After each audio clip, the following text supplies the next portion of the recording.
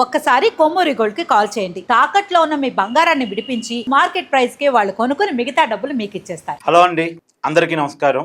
Media కోణంలో చూసినప్పుడు big breaking, కానీ మనం ఊహించిందే జరిగింది. నిన్న చాలామంది కార్తిక్ గారు ఏంటి ట్రంప్ అంతగా బెదిరింపు స్టేట్మెంట్స్ ఇస్తున్నా సరే దాని మీద ఒక్క వీడియో కూడా చేయలేదు. ఒక నాగరికత లేకుండా చేస్తానంటున్నాడు. రాత్రికి రాత్రి దేశాన్ని కనపడకుండా చేస్తానంటున్నాడు. ఇరాన్ ఒక చరిత్రే ఇక అంటున్నాడు. చాలా ఫ్రస్ట్రేటెడ్గా మాట్లాడుతున్నాడు. చాలా ఘోరమైనటువంటి కామెంట్స్ చేశాడు.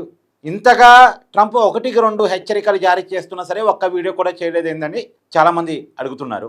కానీ రియాలిటీ ఏంటంటే ట్రంప్ మాటల విలువను మనం పట్టించుకోవాల్సిన అవసరం లేదు. కాబట్టి ట్రంప్ చేతల విలువను మాత్రం మనం పట్టించుకోవాలి. ఏమైనా చేతల్లో ఉంటే దాన్ని పరిగణలో తీసుకొని వీడియో చేయాలి తప్ప కేవలం మాటల ఆధారంగా ఏదో జరగబోతుంది అని చెప్పటం అంటే ట్రంప్కి నిలకడ ఉండదు. ఆ నిలకడ లేని మాటలు పట్టుకొని మనం అంచనాగా రావడం తప్పవుద్ది.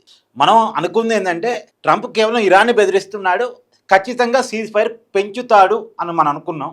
పెంచాడు. ముందుగా అమెరికా తొత్తు దేశం పాకిస్తాన్ నుంచి ఒక ప్రపోజల్ పోయినట్టు, ఆ ప్రపోజల్ని ట్రంప్ అంగీకరించినట్టు ఒక డ్రమ్టిక్స్ నడిచాయి. మీకు గుర్తుందా? భారత కాలమానం ప్రకారం ఇవాళ తెల్లవారుజామున 5:30 గంటలకి ఇరాన్ కొలాప్స్ అవుద్ది అనేది ట్రంప్ స్టేట్మెంట్ కదా. కరెక్ట్గా ఇక 5:30 గంటల కంటే ఒక 2 గంటల ముందు, అంటే మన కాలమాన ప్రకారం 3:30 గంటల ప్రాంతంలో ట్రంప్ ఇంకొక 2 వారాల పాటు సీజ్ ఫైర్ ప్రకటిస్తున్నట్టు స్టేట్మెంట్ ఇచ్చాడు. ఇప్పుడు 3:30కి స్టేట్మెంట్ ఇచ్చాడు కదా, ఇంకొక 2 గంటలు వెనక్కి వెళ్తే అంటే భారత కాలమానం ప్రకారం 1:30 గంటలకు ఇచ్చిన స్టేట్మెంట్ ఏంటి? ఒక నాగరికతే కొలాప్స్ కాబోతుంది, ఇరాన్ ఇక చరిత్రలో కలిసిపోబోతుంది, ఇరాన్ ఎంత విధ్వంసాన్ని చూడాలో అంత విధ్వంసాన్ని చూడబోతుంది అనేది ట్రంప్ ఇచ్చినటువంటి స్టేట్మెంట్. ఎందుకు 2 గంటల్లోనే తేడా వచ్చింది అంటే దాని వెనకాల ఉన్నటువంటి కారణం ఏంది అంటే తెగింపు ముందు ఓడిపోయింది. నిన్న ట్రంప్ ఇచ్చిన స్టేట్మెంట్ కూడా చాలా క్లియర్గా చూడండి. ఇరాన్ పెట్టిన 10 కండిషన్స్ న్యాయబద్ధంగా అనిపించాయి కాబట్టి ఆ 10 కండిషన్స్ మీద 10వ తారీఖు నుంచి చర్చలు జరగబోతున్నాయట.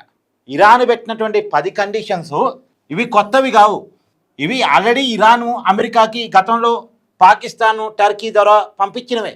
వాటిని ట్రంప్ నిరాకరించాడు. ఆ నిరాకరించిన కండిషన్స్ న్యాయబద్ధంగా అనిపించాయని నిన్న స్టేట్మెంట్ ఇచ్చాడు. పైగా ట్రంప్ ఏం చెప్తున్నాడు? హర్మోజ్ జలసంధి ఓపెన్ కాబోతుంది, ఓపెన్ చేయడానికి ఇరాన్ ఒప్పుకుంది కాబట్టి నేను సీజ్ ఫైర్ని పొడిగింపజేస్తున్నానని కూడా మాట్లాడాడు. కాకపోతే ఇంకొక మాట కూడా మాట్లాడాడు. హర్మోజ్ జలసంధిని టెక్నికల్ కండిషన్స్ అని పదం వాడాడు. పైగా ఇరాను ఆర్మ్ ఫోర్స్ పర్యవేక్షణ ద్వారా అని కూడా, అంటే ఇరాన్కే హర్మోజ్ జలసంధి అప్పచెప్పినట్టు. ఇప్పుడు ఇరాను హర్మోజ్ జలసంధి దగ్గర టోల్ ట్యాక్స్ వసూలు చేసుకుంటుంది ఒమెన్తో కలిపి. అంటే ఇరాను వాళ్ళ పంతో నెగ్గించుకున్నారు. మేము హర్మోజ్ జలసంధిని ఓపెన్ చేస్తే టోల్ ట్యాక్స్ వసూలు చేస్తామని చెప్పారు. టోల్ ట్యాక్స్ ఓపెన్ చేసుకుంటూ ఇరాను హర్మోజ్ జలసంధిని ఓపెన్ చేసింది. గతంలో టోల్ ట్యాక్స్ ఉండేది కాదు. ఈ యుద్ధం తర్వాత ఇరాన్ తీసుకున్న డెసిషన్ మేము నష్టపోయాం కాబట్టి ఆ నష్ట నివారణ కోసం మనీ కావాలి కాబట్టి మేము టోల్ ట్యాక్స్ వసూలు చేసుకుంటాం దీని ద్వారా అని. ఇప్పుడు దీనికి అమెరికా అఫీషియల్గా అంగీకరించినట్టు ఉంది. మీరు ఓపెన్ చేయడమే గొప్ప స్వామి, వసూలు చేసుకోండి, ఓపెన్ చేయండి ముందాన్ని అని ఒప్పుకున్నట్టుగా ఉంది. హర్మోజ్ జలసంధిని ఇరాన్కి ఒప్పచెప్పినట్టుంది. ఇరాన్ టోల్ ట్యాక్స్ వసూలు చేసుకోవడానికి కూడా పర్మిషన్ ఇచ్చినట్టు అయింది. సో ఇరాన్ ఆ పంతాన్ని నెగ్గించుకుంది. పైగా ఇరాన్ పెట్టిన 10 కండిషన్స్ మీదనే ఈ నెల 10వ తారీఖు నుంచి ఇస్లామాబాద్లో, అంటే పాకిస్తాన్ రాజధాని ఇస్లామాబాద్లో చర్చలు జరగబోతూ ఉన్నాయి. మరి ఆ చర్చలలో ఏం పురోగతి వస్తాయి అని తర్వాత చూద్దాం. మరి ట్రంప్ తర్వాత ఎన్ని మాటలు మారుస్తాడు, ఈ కండిషన్స్ అంగీకరిస్తాడా లేదా, ఇవాళ న్యాయబద్ధం అన్నాడు, రేపు ఇవి న్యాయబద్ధం కాదంటాడు, ఏదైనా అనొచ్చు కాదు, తెలియదు. కానీ ఇప్పటికైతే ఎందుకు ట్రంప్ యుద్ధాన్ని ముగించాడు? అసలు ఆ 2 గంటల్లో ఏం జరిగింది అంటే, ఇప్పుడు వాస్తవానికి ట్రంప్ ఇచ్చిన స్టేట్మెంట్ ప్రకారం చాలా ఎస్ట్రీమ్కి ముందుకెళ్ళిపోయాడు. ఇరాన్ నాగరికతని లేకుండా చేస్తానని స్టేట్మెంట్ ఇచ్చాడు. ఇప్పుడు ఎగ్జాంపుల్, బ్రిడ్జిలు లేపేస్తా అన్నాడు. తర్వాత రైల్వే బ్రిడ్జిలు లేకుండా చేస్తానన్నాడు. తర్వాత పవర్ స్టేషన్స్ని కొలాప్స్ చేస్తాను, పవర్ ప్లాంట్స్ని కొలాప్స్ చేస్తా అన్నాడు. ఇదేం చేశారు ఇరానీలు? పోయి పవర్ ప్లాంట్స్ చుట్టూ మానవహారంగా ఏర్పడ్డారు. పవర్ ప్లాంట్స్తో పాటు మా అమ్మను కూడా చంపాయి. బ్రిడ్జిలు లేపేస్తా అన్నావు కదా, బ్రిడ్జిలతో పాటు మా అమ్మను కూడా చంపాయని అందరు ఇరాన్ జెండాలు పట్టుకుని పోయి బ్రిడ్జిలుగా నిలబడ్డారు. ఇతను రైల్వే స్టేషన్స్ అన్నాడు కదా, వీళ్ళు పోయి రైలు ఎక్కి కూర్చున్నారు. ఆ రైలుతో పాటు మమ్మల్ని కూడా చంపేసేయని అని మేము ప్రాణాలు వదులుకోవడానికి సిద్ధంగా ఉన్నాం, నువ్వేం చేస్తావో అది చెయ్యి అని చెప్పేసి. మామూలుగా ఏంటంటే దాక్కోలే.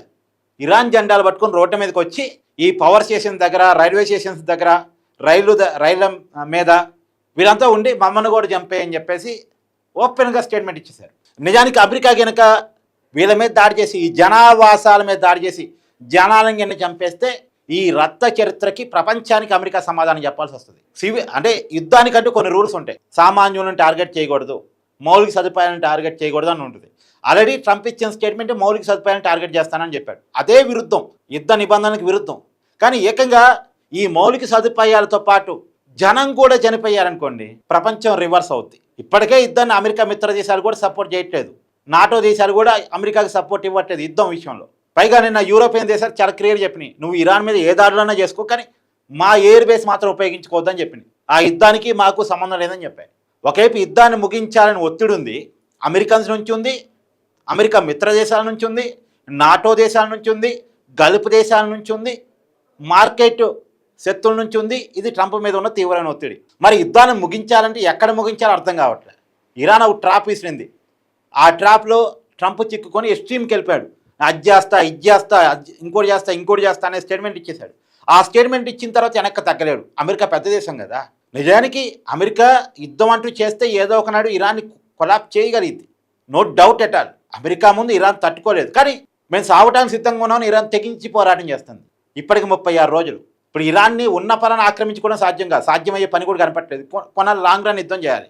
ఈ లాంగ్ రన్ యుద్ధంలో ఇరాన్ సివిలియన్స్ చనిపోతున్నారు అన్నది కనుక పెద్ద ఎత్తున జరిగింది అంటే ప్రపంచం నుంచి వచ్చే రియాక్షన్ కూడా అమెరికా ఎదుర్కోగలగాలి. ఇరాన్ సివిలియన్స్ మీద జరిగిన దాడిని ఉదాహరిస్తూ రేపు రష్యా, చైనా కనుక ఇరాన్కి సపోర్ట్గా డైరెక్ట్గా యుద్ధంలో దిగాయనుకోండి, అదొక ప్రపంచ యుద్ధంగా మారిపోయింది. సో పరిస్థితులు మారిపోతాయి. ఇప్పుడు నైటు ఇరాన్ లేకుండా చేయాలంటే ఒక మార్గం, అణుబాంబు వేయాలి. అణుబాంబు వేసే పరిస్థితులు ఇవాళ ప్రపంచం ఉందా? ప్రపంచంలో ఏ దేశం అని ఇంకో దేశం మీద అణుబాంబు వేయగలదా? రెండోది, ఇప్పుడు కనుక అమెరికా అణుబాంబు వాడితే రేపు అణుబాంబులు వాడొద్దు, అణుక్షిపణులు వాడొద్దు అనేటువంటి నియమాలు అమెరికా చెప్పడానికి అవకాశం ఉండదు. పైగా అసలు ఇరాన్ అనే దేశం అణుక్షిపణులు తయారు చేస్తుందనే కదా యుద్ధం స్టార్ట్ అయింది. ఈ అణు నిక్షేపాల వల్ల ప్రపంచానికి ప్రమాదం, పక్క దేశాలకు ప్రమాదం అని కదా అమెరికా యుద్ధాన్ని స్టార్ట్ చేసింది. అలాంటి అమెరికానే అణు బాంబులు వాడింది అనుకోండి, రేపు ప్రపంచానికి సమాధానం చెప్పుకోవాల్సి వస్తుంది.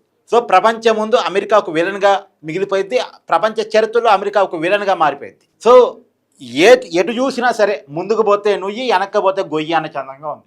ఆ పరిస్థితుల్లో నుంచి ట్రంప్ ఈ 10 కండిషన్స్కి ఓకే చెప్తూ మొత్తానికి సీజ్ ఫైర్ ప్రకటించాడు 2 వారాల పాటు. ఈ 2 వారాలు మరి ఇంకోటి ఉంది. అమెరికా సీజ్ ఫైర్ ప్రకటించింది ఓకే, ఇజ్రాయెల్ ప్రకటిస్తుందా లేదా?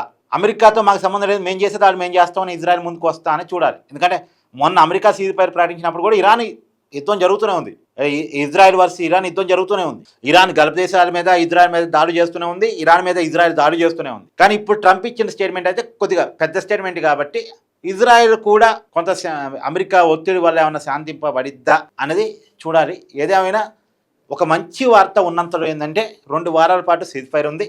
అమెరికా వర్సెస్ ఇరాన్ యుద్ధం అయితే కొంత ఆగింది, మరి ఇరాన్ వర్సెస్ ఇజ్రాయెల్ అనేది చూడాలి. ఏదైనా ఇది కొంత ఈ స్టేట్మెంట్ వచ్చిన తర్వాత కొంత మార్కెట్ కూడా పుంజుకుంది, క్రూడ్ ఆయిల్ ధరలు కూడా కొంచెం తగ్గుముఖం పట్టాయి, అంతా కొంత ప్రశాంతకరమైన వాతావరణంలో నడుస్తుంది.